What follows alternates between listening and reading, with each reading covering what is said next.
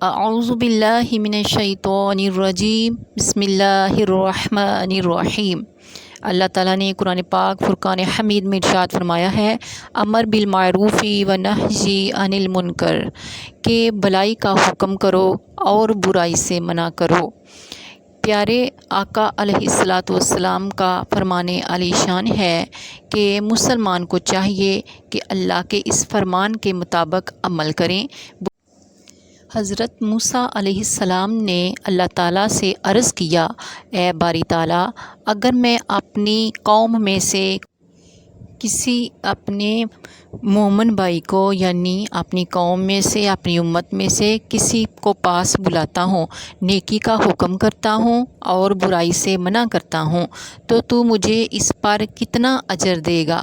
اللہ تعالیٰ نے ارشاد فرمایا، اے موسیٰ، میں تیری ہر ایک بات پر تجھے 1 سال کی عبادت کا ثواب دوں گا۔